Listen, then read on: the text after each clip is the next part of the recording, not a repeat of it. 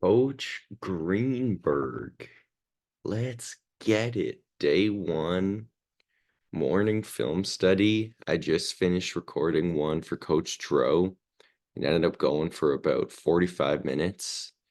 Um, this one, I'm gonna try to do a little quicker. I don't know. We'll see. I like to kind of I like to get in the weeds with them. Um, So, little background here. When I just recorded this one for Coach Dro, or the last one for Coach Dro, I hadn't seen this film yet. It was my first time seeing the film. Um, that's how I like to go into it. I don't like seeing the film beforehand when I do my film breakdowns because I want to go in with fresh eyes and really get practice for what it's going to be like as my 15-year plan is NFL offensive coordinator. That's how I like to go in, fresh eyes. Um, I've seen this film once, but this is the only film I have access to that I've been able to find. So we're gonna be going in. I haven't seen it unfortunately, but let's get into it. I'll give you kind of my pre-snap look that I kind of gave Coach Dro if I hadn't seen it. But full transparency, I do get to cheat a little having seen it. All right, so let's get started. We are seeing 3x1 right here. So we've got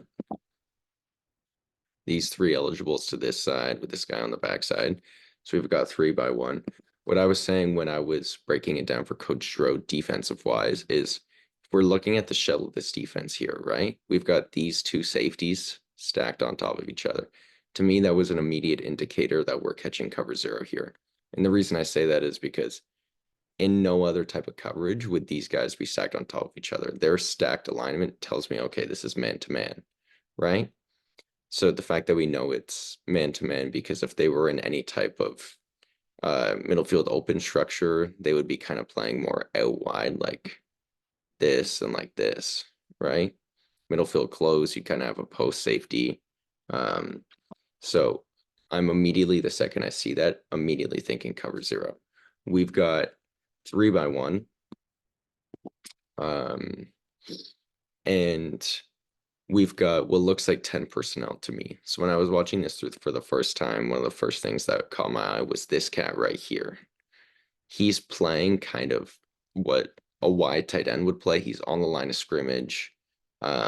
It's not a true C gap because he's got probably like a 3-yard split there, but he's presenting himself almost like a tight end. But to me, this guy doesn't look like a tight end, right? They're not fooling us with their personnel. This cat looks like a receiver. He looks a little too light in the ass, I said, to be a receiver or to be a tight end rather. So I'm thinking 3x1. One thing I don't like as an offensive coordinator, just philosophically, is this cat is about 2 yards off the line of scrimmage here. So if we're at about what the minus 34, he's at about the minus 32.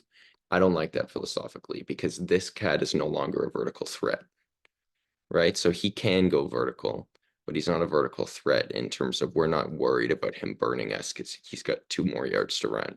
So philosophically, I don't like that because what that allows and is what the defense does here is they present this cover zero look. And because I've already seen it, I know that they actually do end up playing cover zero. Um, that allows them to do that because they're not really too threatened vertically.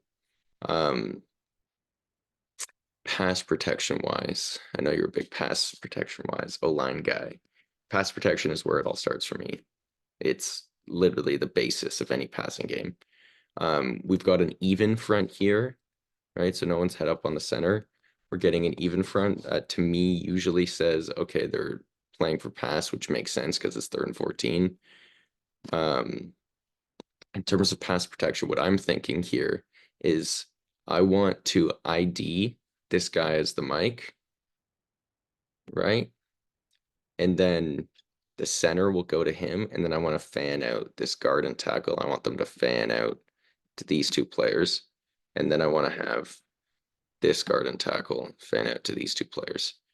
That is what they end up doing here, which I think is fundamentally strong and solid. In terms of pass protection unit, we've got a couple options with this running back here. To me, the most important pass protecting player is the running back. Like if you're a running back and you can't pass protect, then I philosophically think I can't play you. We have some options here. So he's probably going to be on what I would call, in my terminology, a dual read. So 1 to 2 or 1 to 2, depending on matchup, film study, whatever you think, who's more likely to rush, who's a better rusher, whatever. There's a lot of ways you can go about it. But to me, he's going to be on that dual read. And that's one option. Or what we could do is we could have a sight adjust, right? So let's say that this cat comes, right? Our sight adjust, or because in that case we're hot. If they bring this Mike backer, which they do, and then they've got these 4 down linemen, that's 5. This cat, we know. I mean, I've seen the film, so I know he goes vertical, but also he's not fooling anybody pretending that he's going to block as a wide tight end. So they bring those 5. If this cat comes, that's 6, and now we're hot. So we either need a hot route or we need a sight adjust. To me, one answer, if we don't want to put the back on a dual read, is he can kind of read this and sight adjust, right? So if this cat comes, he can leak out this way and replace the hot, right? And then that sight adjust, he catches it, and now it's punt return right up the right sideline. Because the guy who would have leverage on him, this defender, would be blitzing, and then that would mean if the defense was doing that, that coverage would dictate that this guy would have the running back and he's out leveraged, right? So we'd be getting punt return right there. Now, if this cat comes, it's the opposite, right?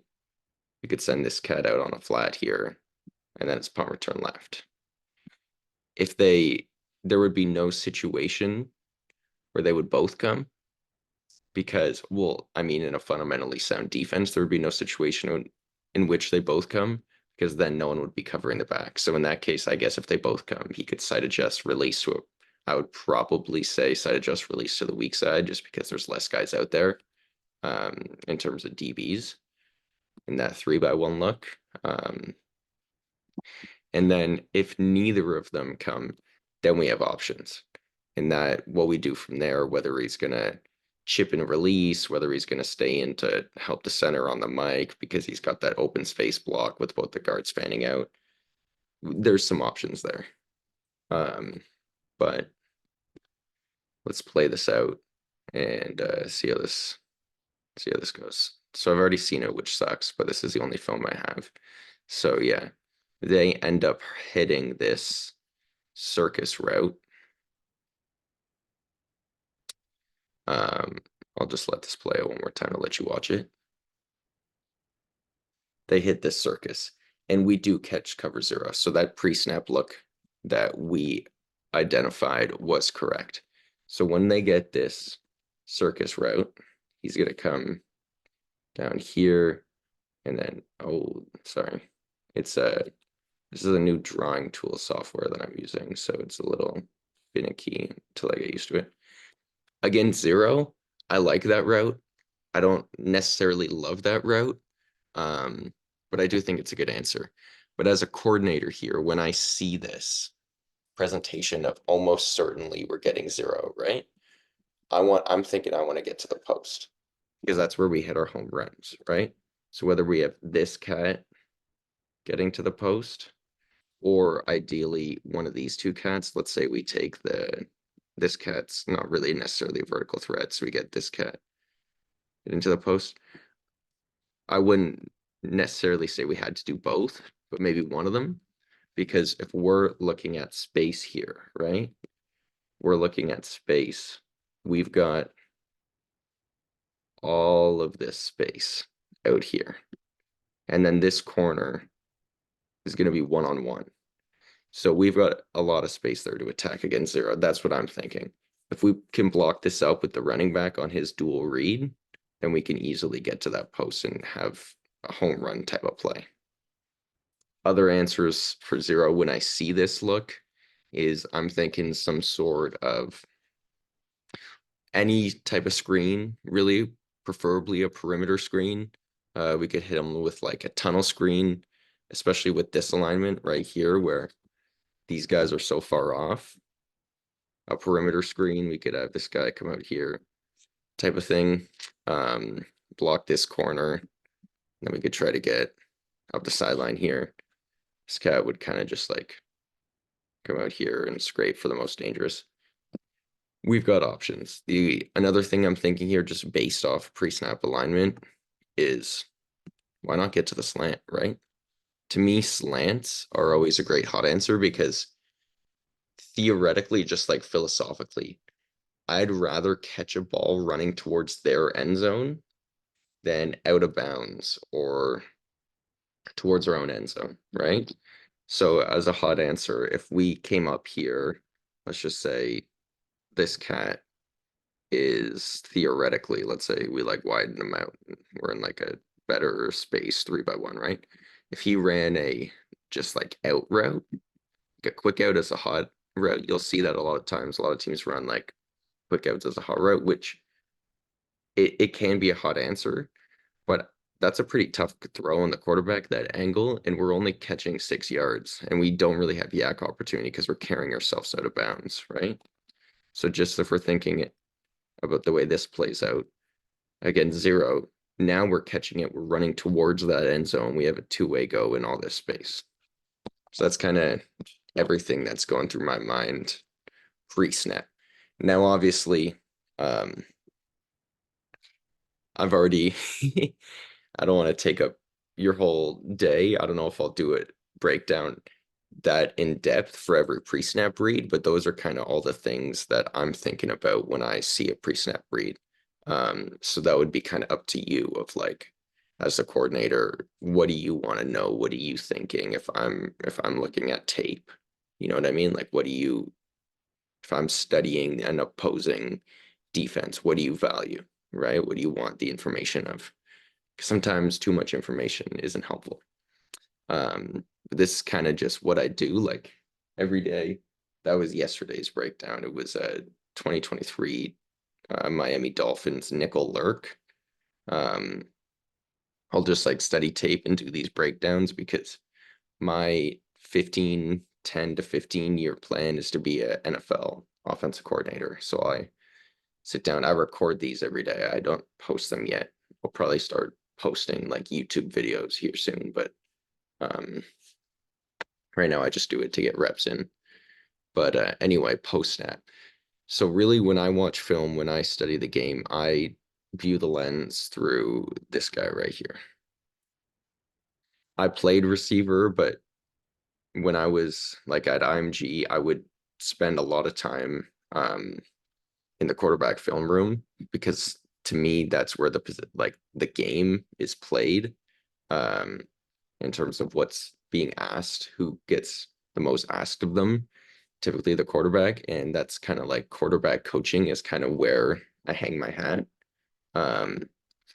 So let's watch the quarterback's action here. He's got first thing for me as a quarterback is always your drop, right? So 1, 2, 3, 4, 5. Okay. So this is my first time actually watching the drop because last time I was doing more of a defensive breakdown. Yeah, okay. So I don't like this drop. From the quarterback position, this is a weak drop. We end up getting a good play out of it, but process over results, right? It doesn't really matter to me. This drop is weak. We get a false step there, right? So our first step with our left foot, false step, 1, 2, 3, 3-step drop, and then a 3 and a hitch drop is good. A 3 and a hitch actually times out pretty well with a circus route, but we hitch backwards. So we lose all of our forward momentum. We don't have a solid base. Both of our feet leave the ground. These are all not good things mechanically. However, what I will compliment him on is check out this base right here. That is a really, really strong base for a high school quarterback.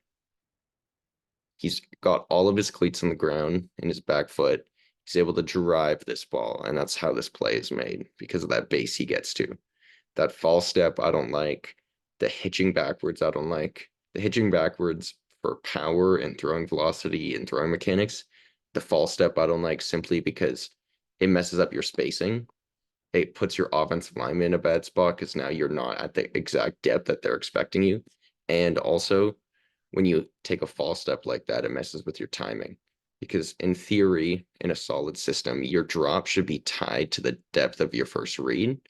So if you're expecting this first read to hit in the amount of time it takes you to take that 3-step drop, taking that extra fall step will make you a little bit late. And then a little bit late to your second read on your first hitch. And then third read when you're taking your second hitch, you're late again, right? So don't love that, but he ends up getting to a solid base and they rip this circus route, so you can't complain too much. Defensively, we do catch 0. The pass protection unit here, they end up doing what I said in terms of IDing the mic, and the guards and tackles fan out, and then we ID the mic, and we just whiff. We just whiff. So we blocked it up correctly schematically, but we couldn't execute. That middle linebacker looks really fast. I hope he's not a senior, or he wasn't a senior during this film. The back here, he looks like he's just immediately getting into the flat, so he was never going to pass protect. But like I said, that back pass protection or whether he's releasing is going to be dictated on matchup, film study, where you think your advantage lies. And that could be a week-to-week thing or what your back's best at. There's a lot of answers you can get to there. All right, second play. I'll try to speed this up. Second play. So we've got, again, what looks like 0. Now, I've seen this film, but Coach Stroh can attest to it. The second I saw this, I drew this exact same picture. We've got inside leverage across the board. All these cats, all these defenders at the exact same depth. And this kind of builds out, I call it birds on a fence, or I've heard it called that. I didn't invent it, but it plays out like birds on a fence, right? They're all the exact same level. You've got that inside leverage. That to me is like the most simple and consistent 0 indicator that you'll see. So this is almost like pre-snap, you're thinking, okay, we're getting 0'd, especially because they 0'd us on the last 3rd and long. What I think is important about this play to realize is the situation, right? So we're 3rd and 11. We're on the plus 26. So we're on their 26-yard line. And I say I'm talking about Cienega, but because it's offensive breakdown, it's unfortunately I don't have any Tucson offense film. But we are 3rd and 11 on the plus 26, and we are down 6. Right here, realistically, our odds of converting, I showed Coach Stroh this a little bit, or I didn't show him this specifically, but I did a little football analytics breakdown, and it kind of just, it's like I ran all of the like PFF data, Pro Football Focus, through computer science program JavaScript with the help of like a computer science major here, just to spit out like basically to find what is the most mathematically efficient offense, like through in the lens of just pure analytical computer science. And one of the things that we saw was in terms of like the conversion rate on 3rd and 11, I think it was like in the low 20s. So we're not necessarily thinking, okay, we're going to convert this. If we're playing this out, trying to be smart about winning the game, right? We are in field goal range at the plus 26. We, in theory, should be able to trust our kicker from this distance, right? It's high school football, so who knows? But in theory, we should be able to. So to me, I'm thinking I want something with the ability to get some yak, but that also won't necessarily give us too much of a high risk for a turnover, right? So to me, like I said, kind of, especially with them playing zero. Now they don't play zero here, but it would be unfair of me to like pretend like I'm thinking of what I was thinking before I saw it, right? Because when you're calling plays, you haven't seen what the play plays out to be.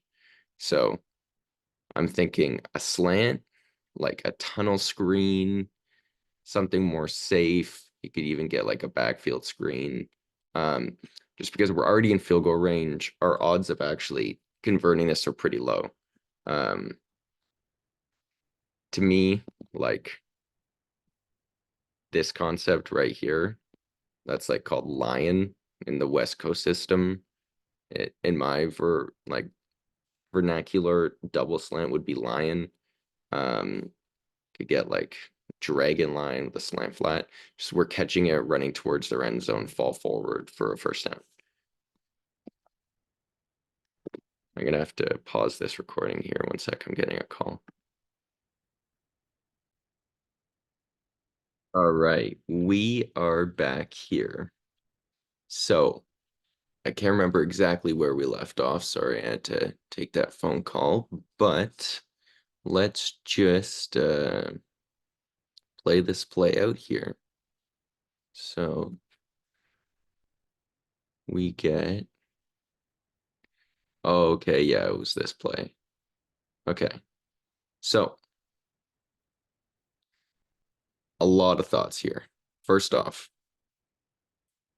great. We score a touchdown, right? That's amazing. Love that. But for me, as always, you don't necessarily judge off the results. So, footwork wise here, because if I'm playing this through the quarterback's lens, which I always do, left foot. Okay, that's the first thing.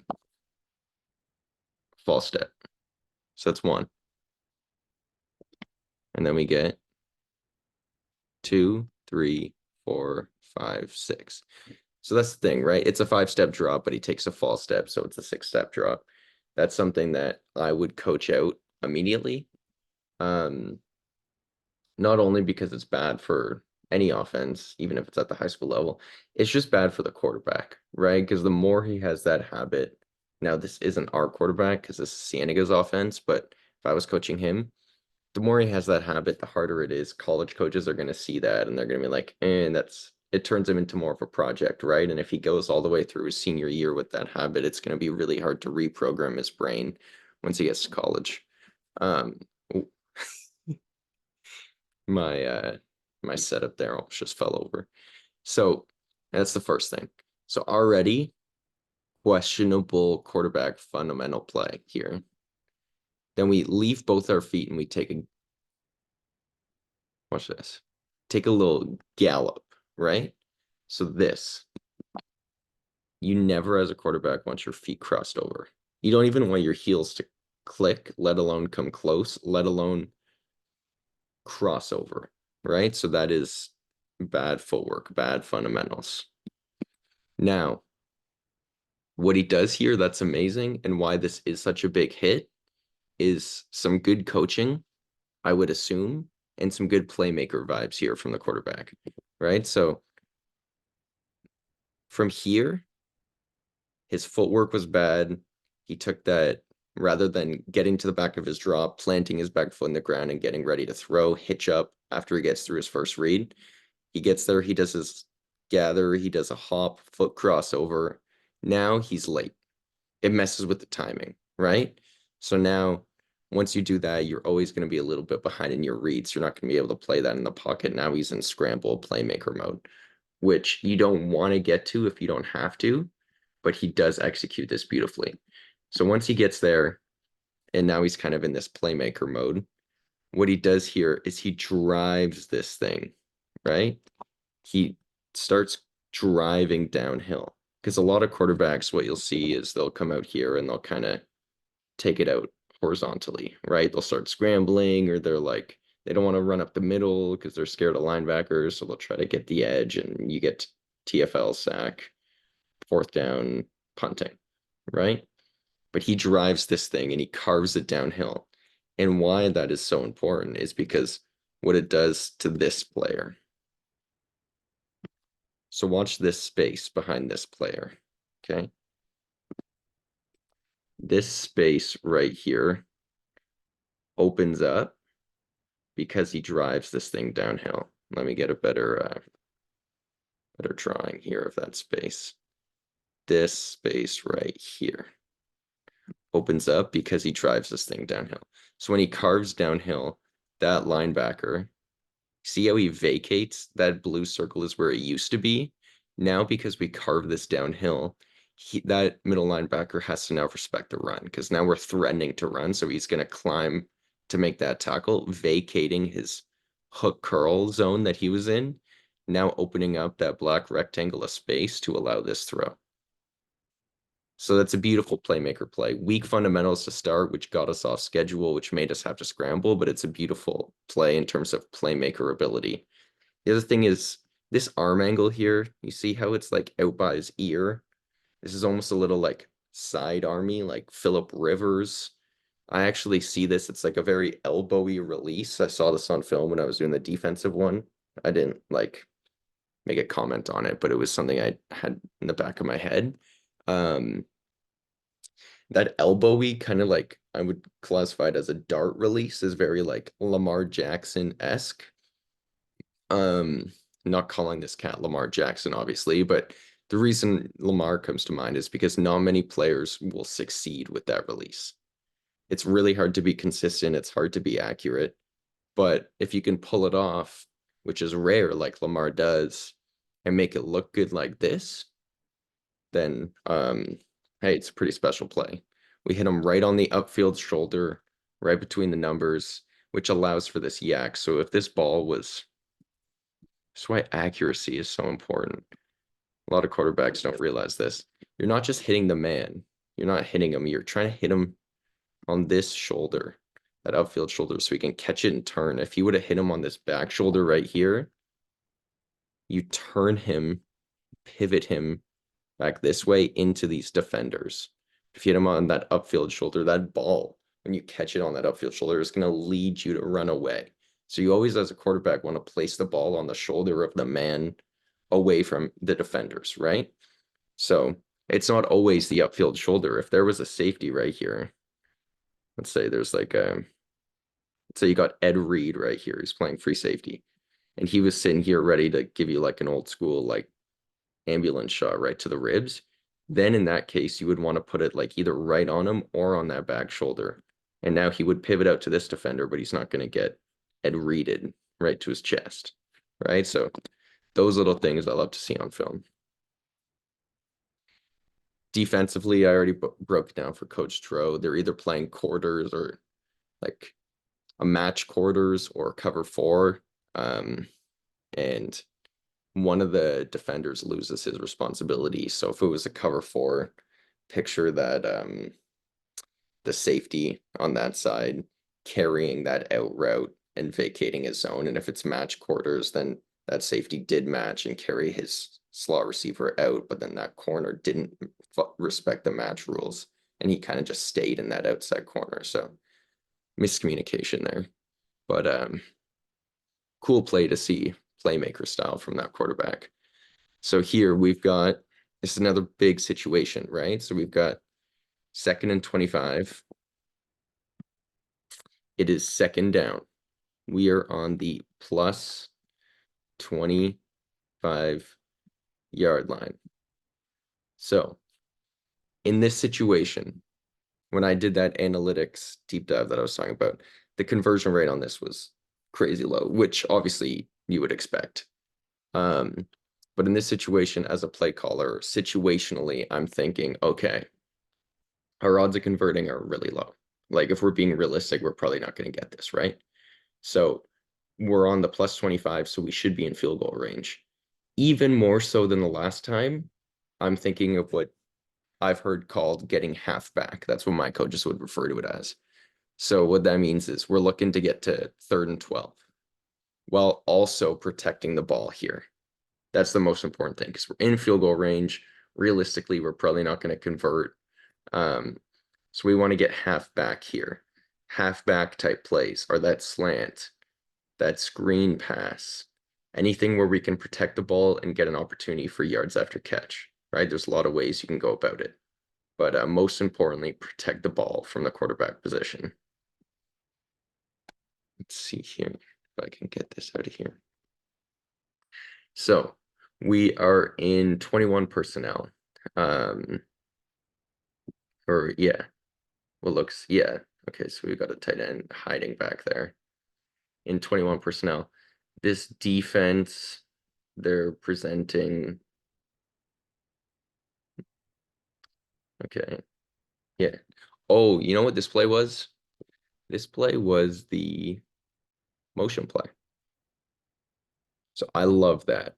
I love that motion. So this defense, when nobody moves, that's what I was confused about. I was thinking like, why is it so static? When nobody moves with this motion, that immediately tells us, okay, not only is this probably zone, it's probably a zone blitz, right? So if it was man coverage, obviously somebody would follow him. So it's like, okay, we're in zone.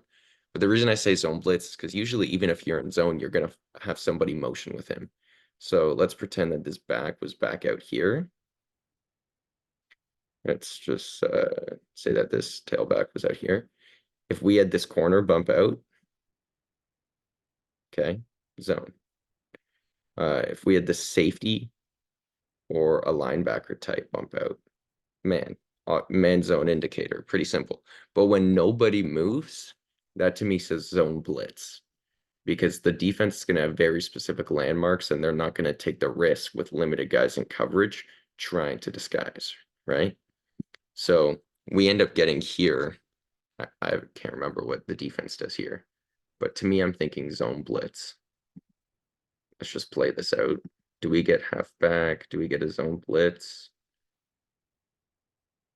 Oh, it was this play. Yeah, okay. So we just chuck up like a Hail Mary ball. We do get a zone blitz though, so that read was right. We get okay, yeah. So actually what we get is like a weird form of 3 deep, 3 under, cover 3 cloud type situation where this cat is gonna get back to his half field or his third rather.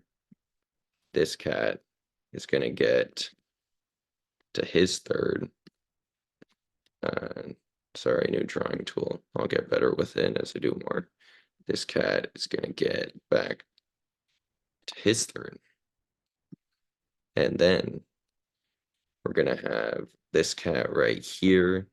He's gonna play that. That's the cloud part of the cover 3 cloud. And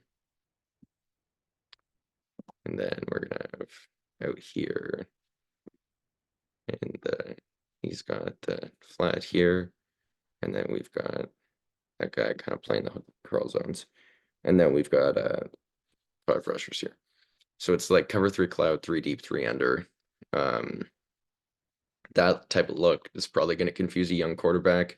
I was saying in my breakdown to Coach Dro that the him chucking up this ball to me, obviously you don't want to do it. It's an interception. It's bad. 2nd and 25 within field goal range. Don't love it.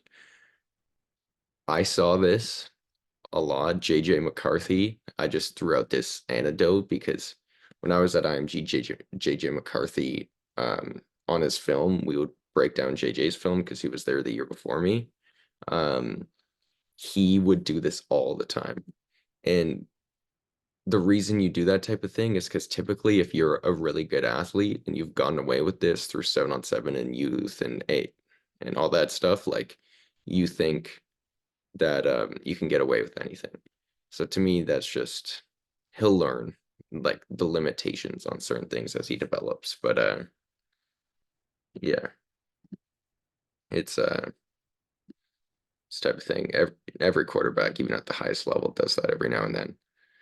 All right, so in this situation, we've got what to me looks like 11 personnel. I'm going to call this guy a tight end. Don't know the personnel, but just making an assumption. And as a defense, we are presenting 0 again. Yeah. So when I first saw this, I I don't remember how this plays out, but when I did that first breakdown, I said, okay, this is 0, and the reason why, birds on a fence once again, inside leverage, and they're not stacked this time, but you see that alignment, how close those safeties are. As a quarterback, the first thing you're always looking pre-snap is at the shell. By shell, I mean safeties, and then once you see the safeties to the corners to read the defense, them being so close, you won't see that in really any coverages. So to me, that shows 0 once again, right? So as a quarterback, I'm thinking, okay, what are my hot answers? How can I get the ball out if we do catch 0? Because now they've run 0 on us a bunch and they're presenting it again, right? This even front here, to me, no one had up on the center, makes me think it's 0 again, even more so. Because now they've presented that even front, and most of the times that we've caught that even front, they have played 0. So I'm thinking, ideally, what I would like to do, just schematically, is let's block this up, right? Let's check, let's get that guy to stay in. We could do the exact same pass protection we did before to keep it simple when we cut that even front. Those two fan out for those two, these two fan out for these two, and then we could have the mic going up, the center going up to the mic.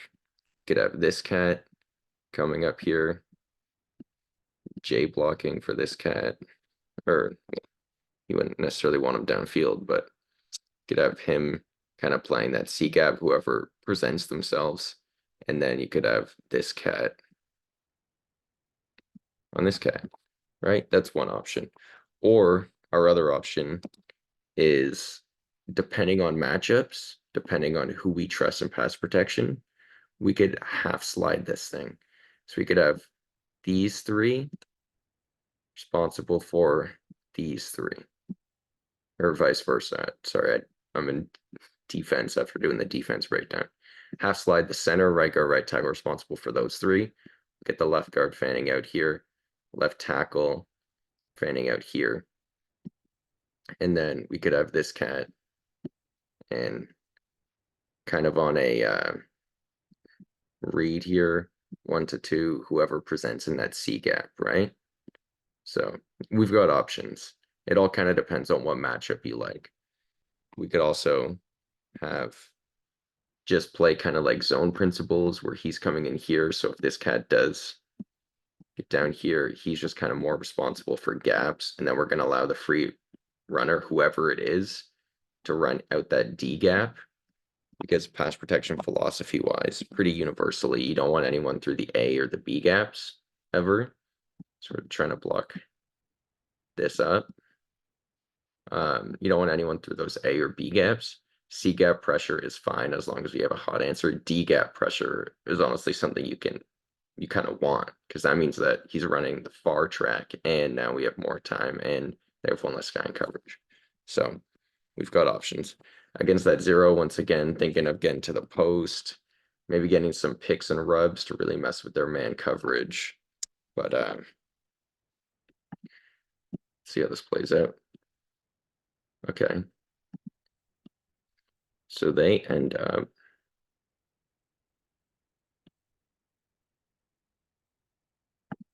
Okay, so yeah, we do get 0. I couldn't remember. Our back, do we end up? Yes, we end up blocking this up kind of like how I thought.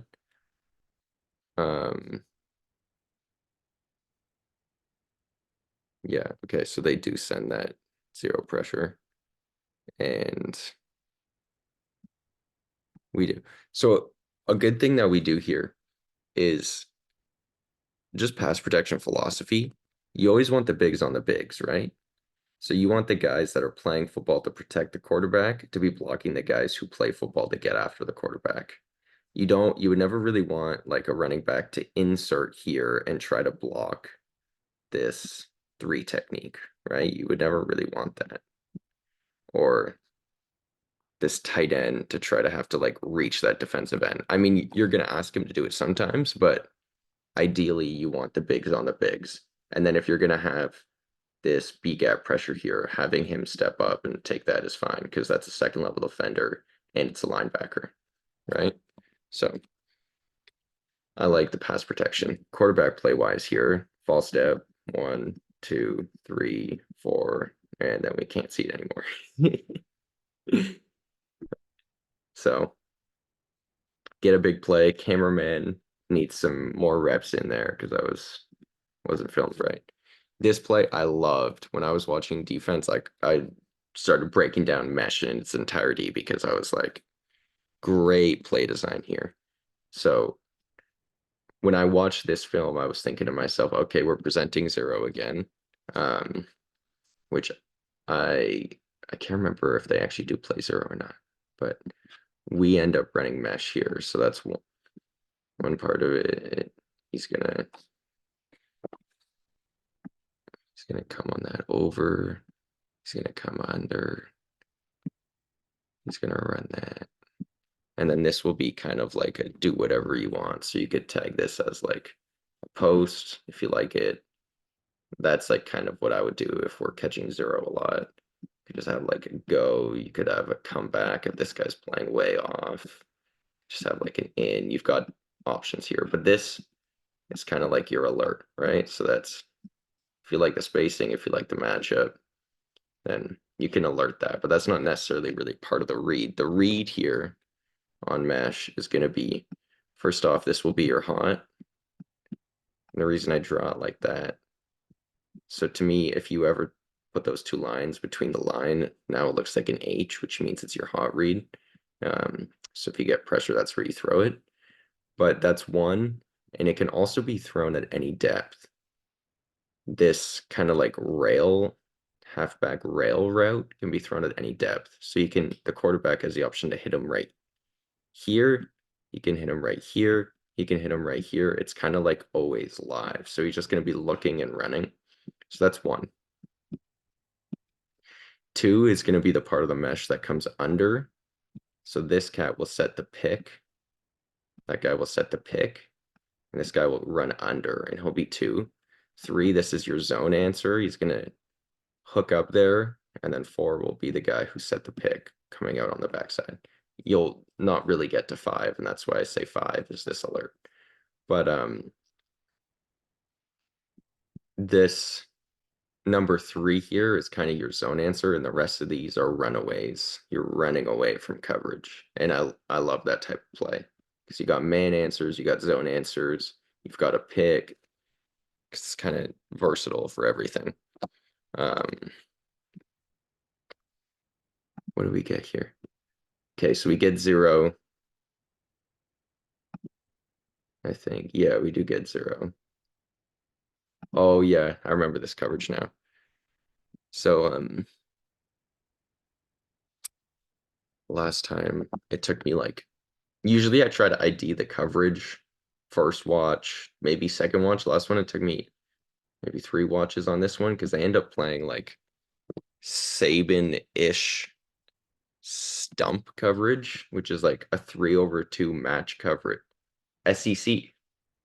Yeah, Kentucky. You would know. You would know the Saban match coverage world. You would definitely have heard quite a lot about that. So to me, you would be the expert on this, but to me that like 3/2 cone coverage, first one inside or shallow, first one deep and inside, first one deep and outside, and then we've got mag calls here. That'll be something I'll be asking you a lot about playing against Saban's defense, studying that stuff. But that's what we end up catching here, and then offensively we get lucky here because to me this isn't really a penalty. It looks like their feet just get caught up. Quarterback play wise, one thing that I would coach up pretty heavily. So obviously the footwork here we've established a few times needs some work. To me, he kind of bails early And this is something that an O-line coach typically would be pretty frustrated with, is we like think we're hot, right? On this bottom side here. But once this defender peels with that running back, we're no longer hot. So we can kind of just sit in that pocket. But when we start bailing, we're getting out of there just because we're kind of scared. What that does is that messes with our tackles. So watch this tackle right here. If I was this tackle, I'd be frustrated because he's not expecting the quarterback. He's like 12 yards deep right now off the line of scrimmage, right? So we didn't set the pocket and stand in it. Now this tackle he kind of like washes them out to the outside, but because he washes them out, the quarterback's so far back, he like washes them into him. So that's not on the tackle, that's on the quarterback inviting pressure. We got 57 right here. Oh, he's taunting, actually. I don't like that. No, I'm not on his side anymore. It's tough. All right.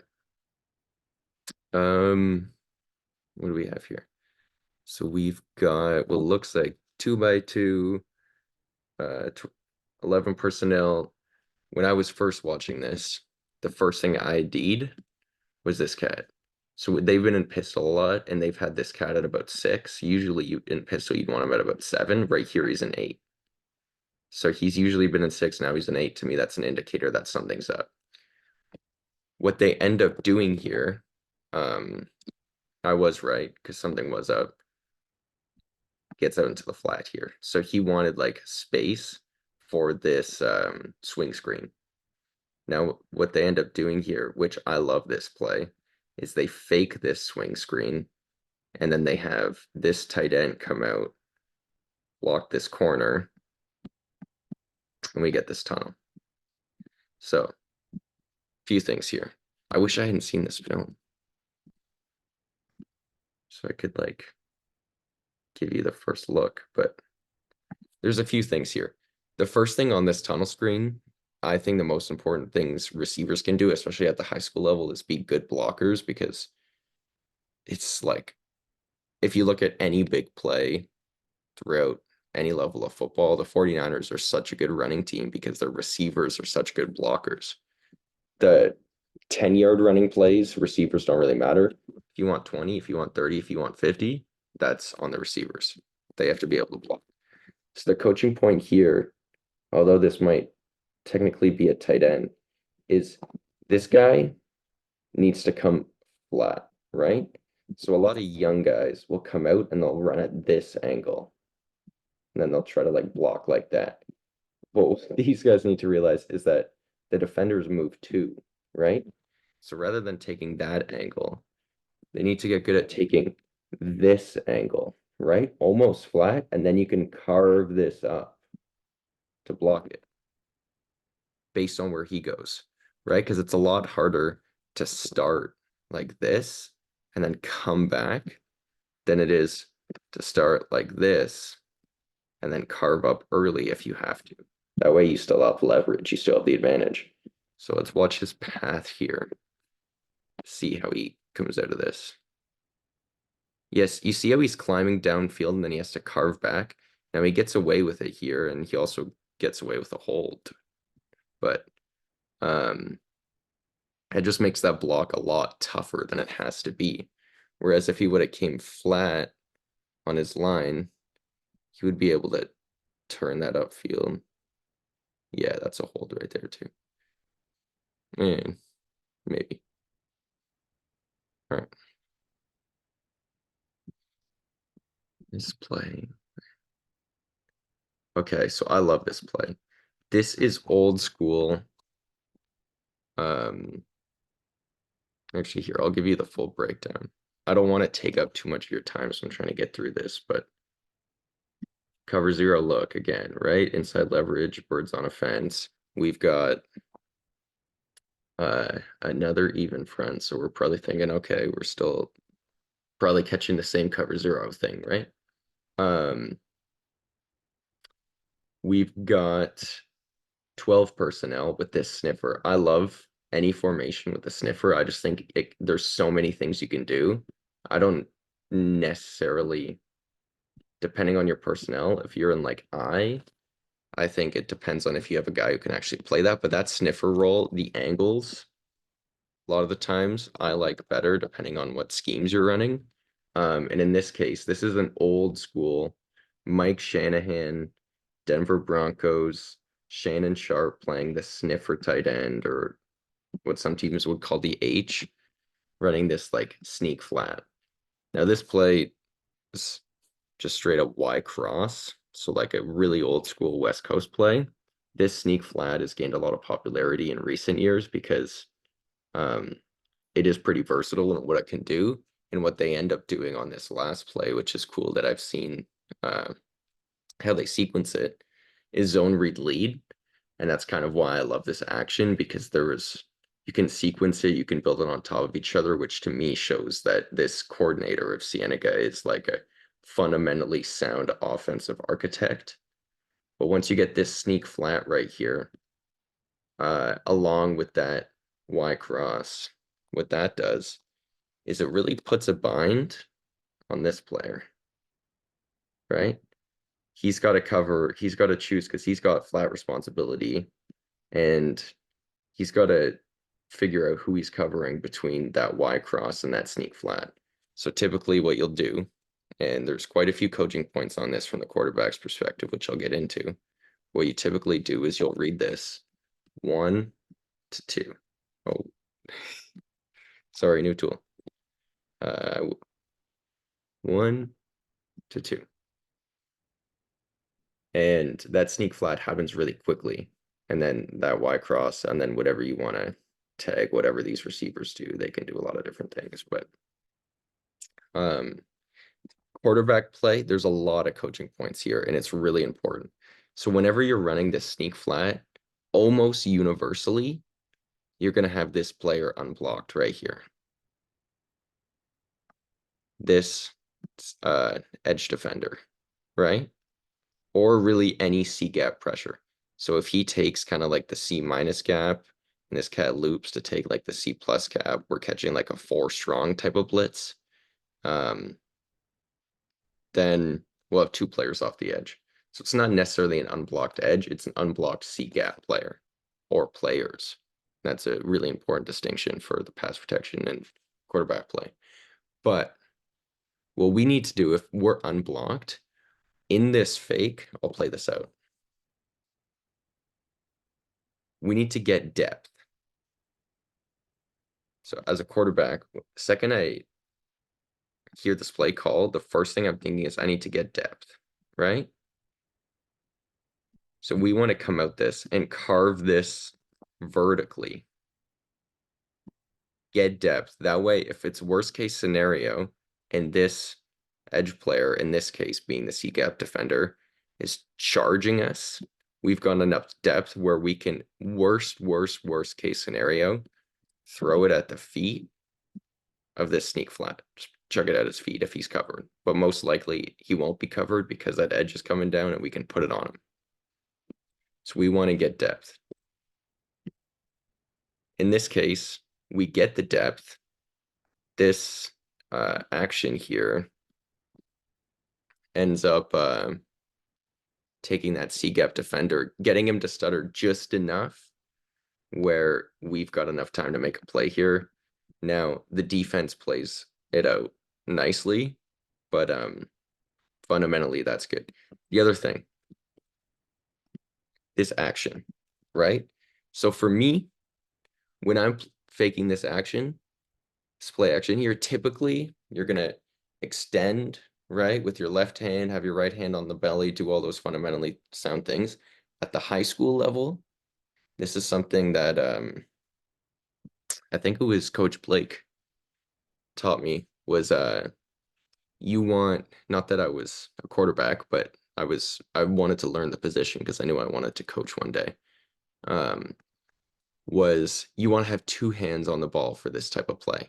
And the reason you want to have 2 hands on the ball is, although it's kind of a giveaway that you're pulling it, at the high school level especially, and even really at any level, they're not necessarily going to notice that. So if you can 2-hand extend the fake and then keep it, the reason that's important is because now your right hand stays on the ball, as opposed to taking it off. See how he has both hands on the ball?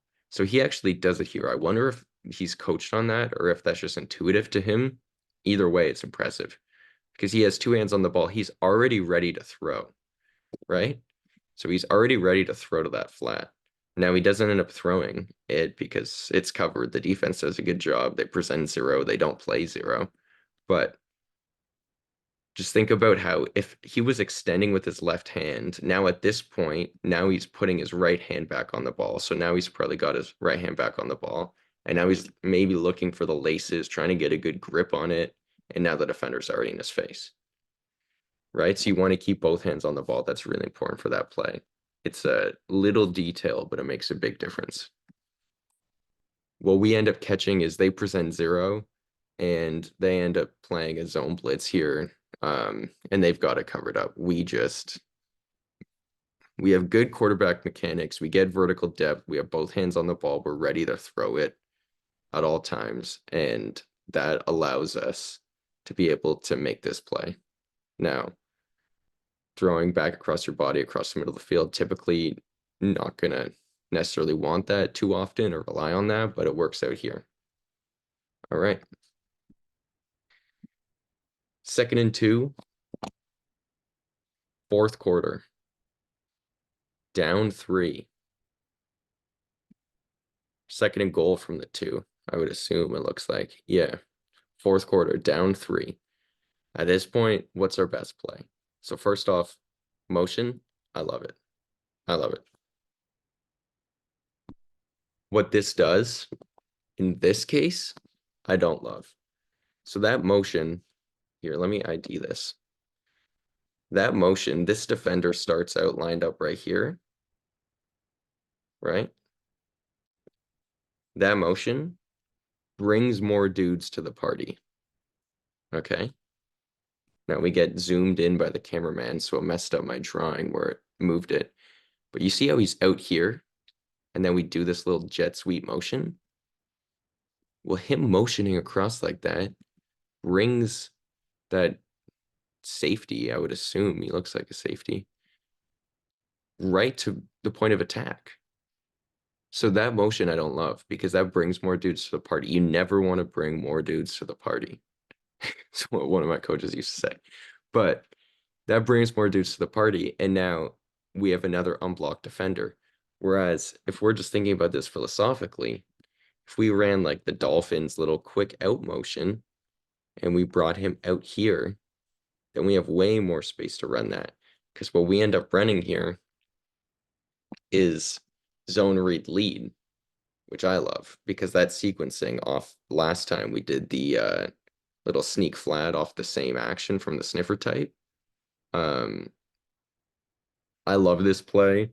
I love the fact that we have the option to have the quarterback run game at the goal line, especially with the +1 it adds. I don't love the motion. I do like the fact we are motioning though. Just think the design could be a better from Cienega here. But zone read lead, I mean, you know this play better than I do. You know probably all these plays better than I do. But as you watch this, I want you to like be able to tell me like, hey kid, I know mesh. You know what I mean? I know you know mesh. I know you know football way more than I do. But just like what would be helpful, probably more reading a defense on breakdown. Just let me know, right? Because not only do I want to help you, I want this to be my career. That's why I moved from Canada, was to make this a career. So zone read lead though, just to go over it quickly. Once again, remember, we're going to leave this guy here. That C-gap defender is going to be unblocked. We're getting this as the lead part right here. And that read is dictated on, does he crash, go under that lead action, that split flow action from the sniffer and spill it, in which case the quarterback is going to pull it and we're out. Oh, that's way too far out. And we're out with the lead blocker leading up here. Or is he going to kind of surf up here, play more of the quarterback, in which case we'll just give it to him on inside zone. So it's got a lot of good answers on read lead. I love the play. I also love that it makes the read simple on the quarterback, because you can just read where this edge defender goes based off that sniffer split flow action. In this case, he actually, the edge defender, the quarterback makes the wrong read because the edge defender goes on top of that split flow action, which would be a give read, but the quarterback pulls it anyway, and it ends up actually influencing the defender enough where his pull, he can get the edge, we get a block, break a tackle, and we're into the end zone. So we actually make the wrong read, but just the influence of the play was enough. So good play by the quarterback. Overall, I thought that the quarterback in this game played overall pretty solid. Fundamentals wise, I wish the film was better so I could see the footwork on every play, which is really footwork, arm mechanics. That's kind of where my brain goes, what I focus on. But when he was a playmaker, I thought he executed really impressively. I thought the play calling was well done by Cienega. I thought the defensive play calling was well done as well. The defensive breakdown that I did for Coach Tro, which will actually be on the same YouTube channel, if you're interested, was I thought it was well done. There was a lot of nuance to it, but the offense made plays, and yeah, I'm looking forward to getting after it today on the practice field. Let's get it.